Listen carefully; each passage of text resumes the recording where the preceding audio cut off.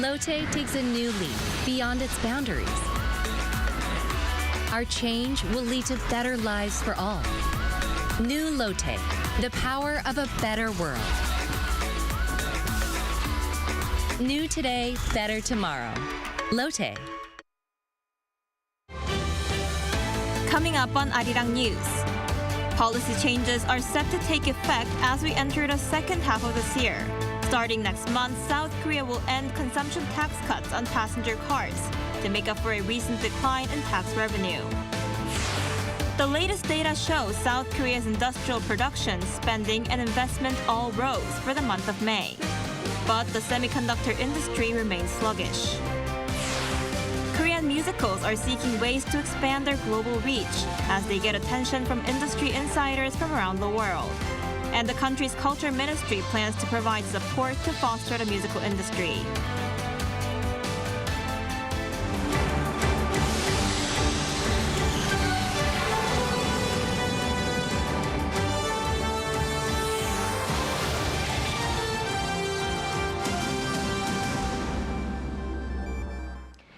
Good evening, it's 9 p.m. here in Seoul. Thank you for joining us on Arirang News. Tomorrow is the first day of July, which means we enter the second half of 2023. With that, some policy changes are set to follow, and that includes no more tax breaks when buying a car. Our finance correspondent Lee Hyun guides us through what you need to know. There will be some policy changes that take effect in the second half of the year. The Finance Ministry on Friday released a booklet on all of them. Some will be quite major. First, in the finance sector, the cut in consumption tax on passenger cars will be terminated starting on July 1st. The government slashed auto tax to 3.5% from 5% to boost domestic demand amid COVID-19, but will be going back to the original rate. Any movie tickets bought from July 1st will be eligible for year-end tax refunds of 30%. And starting July 4th, when transferring money overseas, the limit has been raised to $100,000 a year without the need to show proof of where the money came from. People who exceed their duty-free exemptions when traveling to Korea can now use a mobile app to report it and pay additional taxes. Meanwhile, to make the market more accessible, the registration system for foreigners looking to invest in Korean securities will be scrapped. Next, in the industry, land, and transport sectors.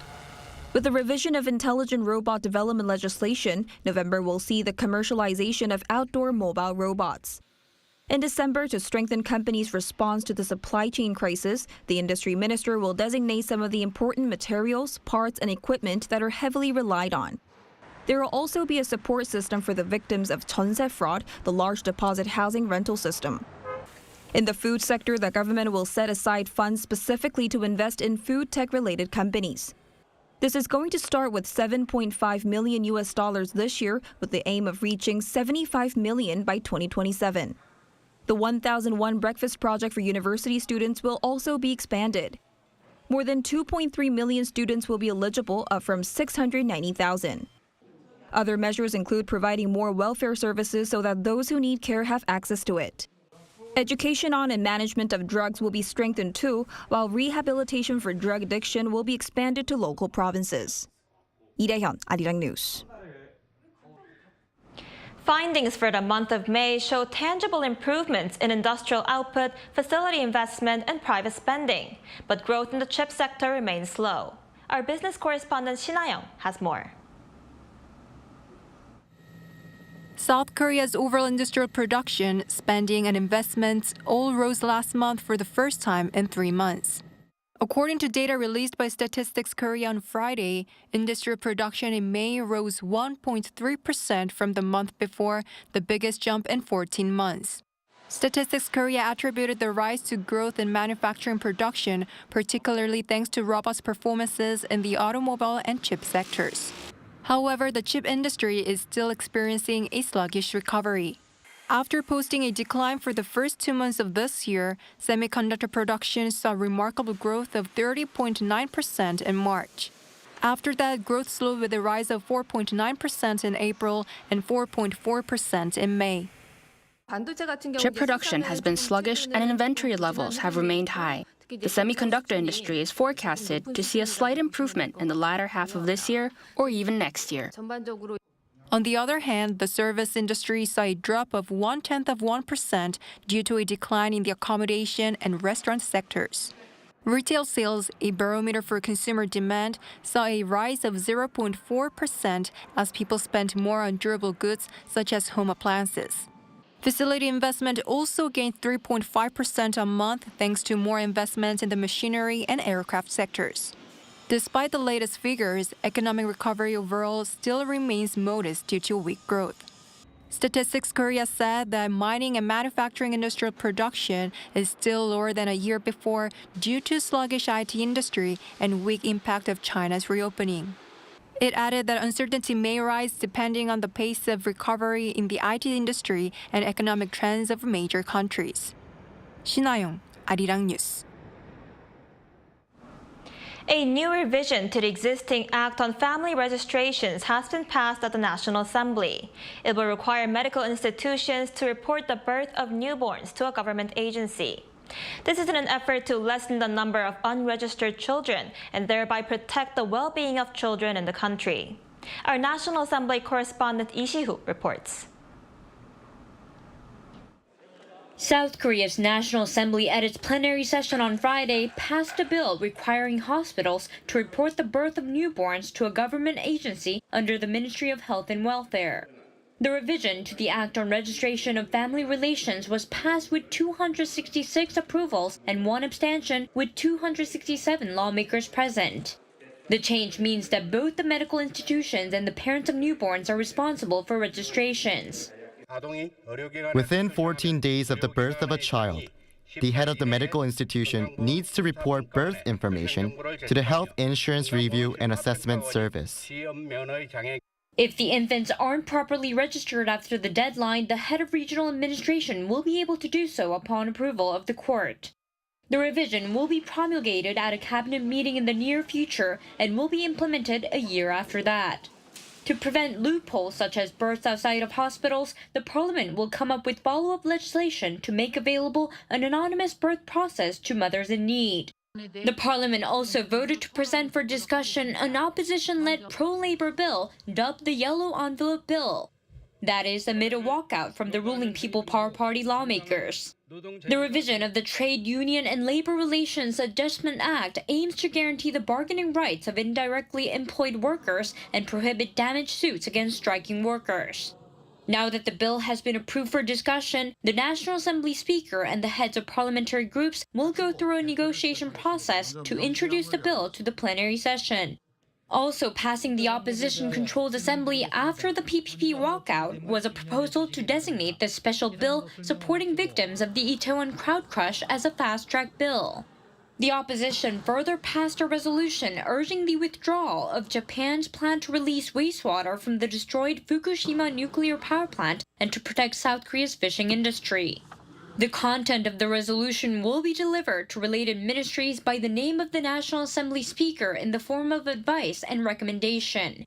In the 300-person parliament, the ruling PPP currently holds approximately 37% of seats, while the main opposition DP holds 56. Lee Si-hoo, Arirang News. As Japan prepares to release treated Fukushima nuclear wastewater, the European Union is set to abolish import restrictions on food products from the country. According to Japanese news outlet Nikkei on Friday, the EU could be removing its restrictions this summer for various food items from 10 different prefectures in Japan. Currently, fish and wild mushrooms from Fukushima are required to have certificates of radiation analysis following the nuclear disaster back in 2011. But the lifting of regulations means that this will no longer be needed. The United States lifted its import restrictions for Japanese food products 2 years ago, and should the EU follow suit, 7 countries will be left with regulations still in place, including South Korea. For the first time in 2 months, B-52H strategic bombers from the U.S. Air Force are in South Korea. Air forces from South Korea and the U.S. staged combined exercises today involving 2 of these bombers. Also taking part in the drills were F-35A and KF-16 fighter jets from the South Korean Air Force, as well as F-16 and F-15E fighters from the U.S. Seoul's defense ministry said both countries are showing a firm determination to strengthen their combined defense posture by enhancing interoperability between their forces. Friday's drills come 2 weeks after Washington sent its nuclear-powered guided missile submarine, the USS Michigan, to South Korea. Earlier in April, the leaders of the two countries agreed to regularly deploy strategic assets to the peninsula to deter North Korean threats. The South Korean Air Force's Command and Control, which oversees anti-ballistic missile operations, is being rebranded as the Operational Center for Korea Air and Missile Defense. The transformation was marked in a ceremony on Friday. The Air Force says this will enable it to react faster and more efficiently in tracking ballistic missiles and processing and forwarding related information. KAMD forms South Korea's tripartite missile defense system, along with the preemptive strike system, known as the kill chain, and the Korean massive punishment and retaliation mechanism. Over in the U.S., public and private universities are now barred from taking into account race as a factor in their admission process. Lee Seung-jae tells us what this means. The U.S. Supreme Court on Thursday ruled 6-3 that U.S. colleges and universities can no longer apply affirmative action as a specific basis for granting admission, meaning race can no longer be taken into consideration in tertiary-level applications. The landmark decision reverses a decades-long precedent that benefited Black and Latino students when entering higher education. According to Chief Justice John Roberts, Harvard and University of North Carolina admissions programs violated the Equal Protection Clause as they failed to give measurable objectives to justify the use of race in admissions. He added that affirmative action programs in the two schools unavoidably employ race in a negative manner, involve racial stereotyping, and lack meaningful endpoints. While the majority opinion by the U.S. Supreme Court does not formally overturn affirmative action in higher education, it will make it virtually impossible for colleges and universities to take race into account for admissions from now on. Meanwhile, President Joe Biden criticized the latest decision by the Supreme Court, saying the decision walked away from decades of precedent, adding he strongly disagreed with the decision. Today, the court once again walked away from decades of precedent and as the dissent has made clear. The dissent states in today's decision, quote, rolls back decades of precedent and momentous progress, end of quote. I agree with that statement from the dissent. Despite the latest decision by the top court, Biden urged schools to continue considering racial adversity for applicants. He says discrimination still exists in America and that the Supreme Court ruling was a severe disappointment. The affirmative action ruling is the latest in recent reversals by the Supreme Court, including a ruling on abortion rights. Lee Seung-jae, Arirang News.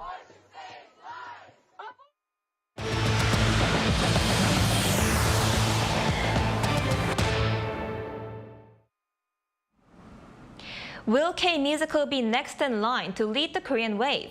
As our Shin Tae-byuk reports, Korea's original musicals are seeking ways to take center stage on the global entertainment scene. Producers of Korean musicals eagerly seeking to establish a global presence are gathering in central Seoul.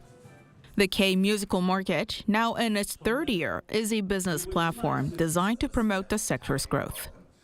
Industry insiders from around the world are gathering to explore production and investment opportunities. I think there's a real opportunity for synergy between what I think will become the home of musical theatre development and the world's largest shop window. The event has served as a pivotal stepping stone for Korean musicals to expand their global reach. Last year, 3 out of 20 original musicals were successfully licensed to overseas producers. And this year, 50 musicals are being pitched and 4 musicals showcased. With an eventual goal of making Korean musicals go universal, South Korea's Culture Ministry is providing a 4-step support mechanism. The K-musical market is the first step where original musicals have their potential showcased to investors at home and abroad. The next is the K-musicals roadshow in Asia. The third goes one step further to showcase works in global musical hubs such as Broadway and the West End. And the final stage will be localization and co-production with overseas producers. The ministry has vowed to spur efforts for the further growth of Korean musicals. I envision K-musicals being performed and loved throughout the world, including in New York's Broadway and in London. The Ministry of Culture, Sports and Tourism will do our best to help that come true. Performers also believe that South Korea could soon become a global musical sanctuary. Growing support programs can be translated to more quality musicals. In that way, we can go beyond exporting musicals. People would travel to Korea to see those shows. The musical industry would serve as a new growth engine for the nation's tourism sector.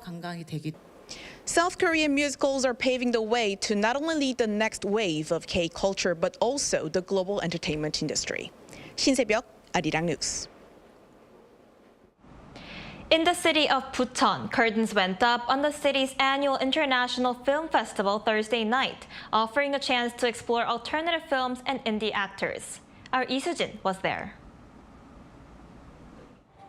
The rainy weather couldn't dampen the spirits at this year's Bucheon International Fantastic Film Festival. The festival kicked off on Thursday evening, continuing its slogan of Stay Strange from 2021, which reflects its goal of promoting alternative films and indie actors. It also added another slogan this year, Cinema Plus. The Korean film industry has faced many difficulties during the past 3 years because of the pandemic. The slogan Cinema Plus represents the need for the movie industry to evolve to overcome these difficulties. The Bucheon International Fantastic Film Festival is one of the largest genre film festivals in Asia. It features 262 films from 51 countries this year.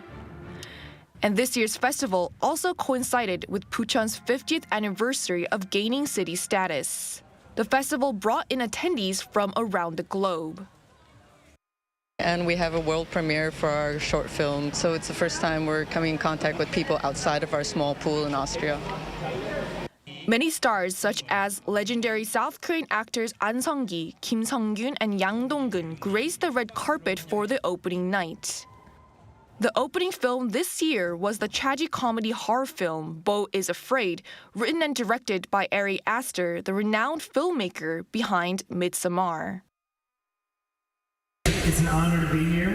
I love Korean cinema, and so it's a thrill to be here in Korea presenting this film and to be opening this festival. The festival is also known for highlighting the career of one actor each year that represents Korean cinema, and this year it was none other than Choi Min-sik, known for his cult classic films such as Oldboy. The film festival, which will be held until July 9th, will continue to hold screenings of films from various genres, as well as master classes led by world-renowned directors. Lee Soo-jin, Arirang News. Korean artists are making their mark in various fields like ballet and classical music. From Korean ballerina Kang Mi-sun's win at the renowned Benoit de la Danse last week to baritone Kim Tae-han lifting the top prize at the Queen Elizabeth competition. Our culture correspondent Song Yoo-jin had a look into the reasons why. With elegant arm gestures, light jumps, and elegant twirls, Korean ballerina Kang Mi-sun claimed this year's Benoit de la Danse, often referred to as the Oscars of dance. Kang, the principal dancer at Universal Ballet, one of Korea's top 2 professional ballet companies, has become the 5th Korean dancer to win this award. What makes her victory even more remarkable is that she achieved it through a Korean original ballet piece called 미리네길, where she portrays the deep sorrow of a widowed woman. I always thought I could do better, so I've always strived to perfect those flaws within me. And before I knew it, 20 years have just flown by. I hope to become someone who can make a positive impact, someone who can lend a helping hand to young ballerinas. But Kang's win was not the only good bit of news in the Korean arts industry.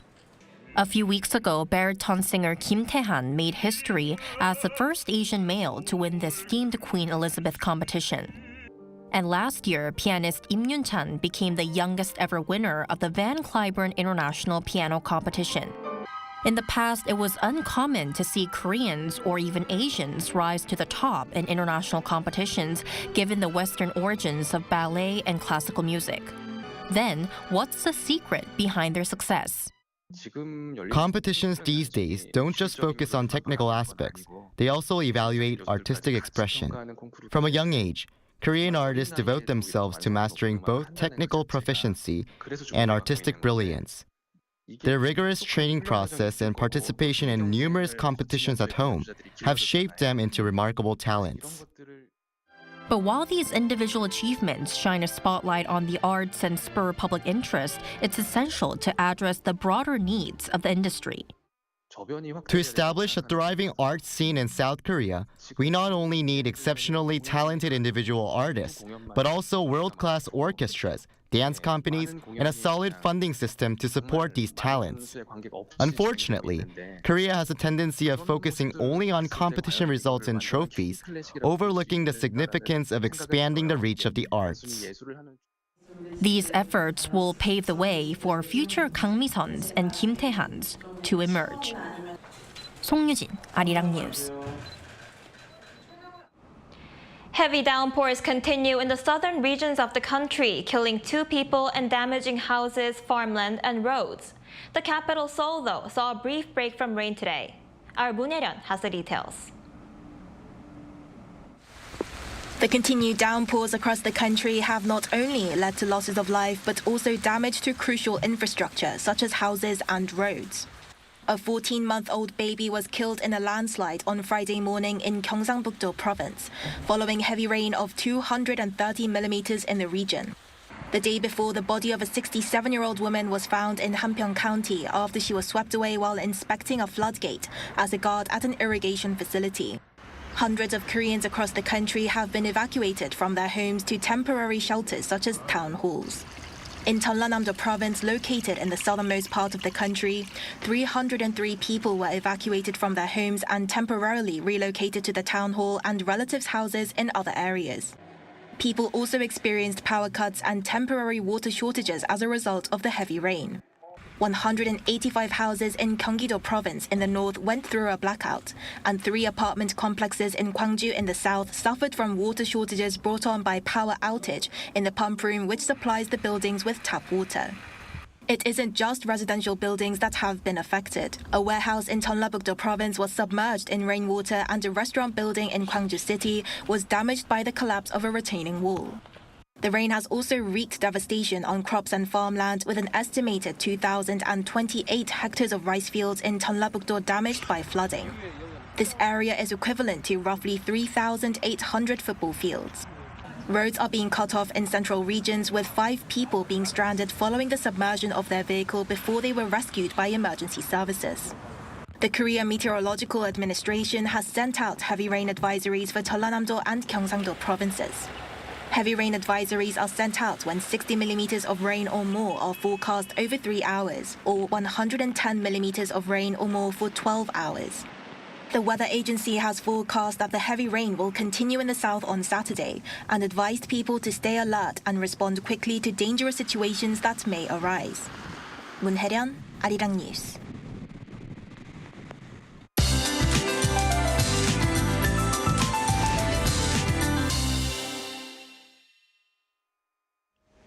Southern parts of the country will see rain continuing into tomorrow dawn.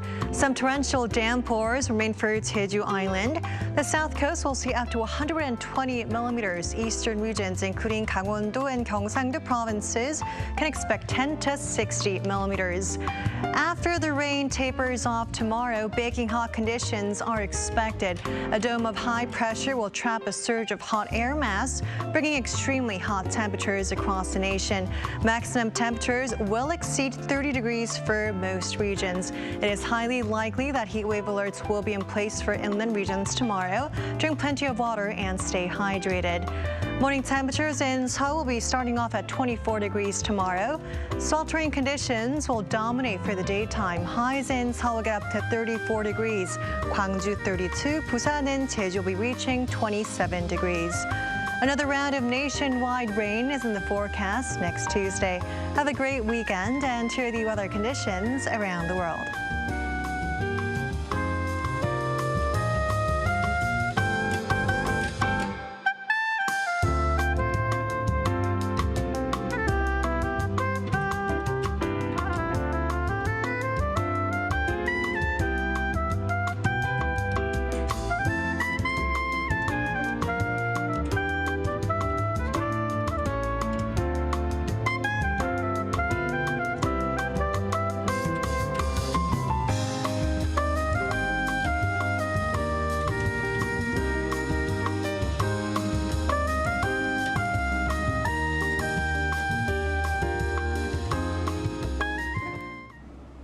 That's all for this Friday night newscast. Thank you for watching. Have a great weekend.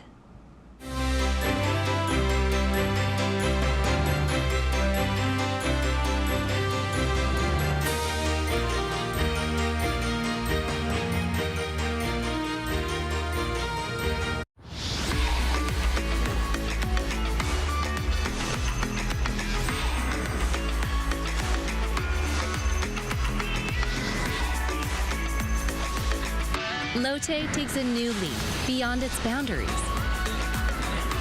Our change will lead to better lives for all.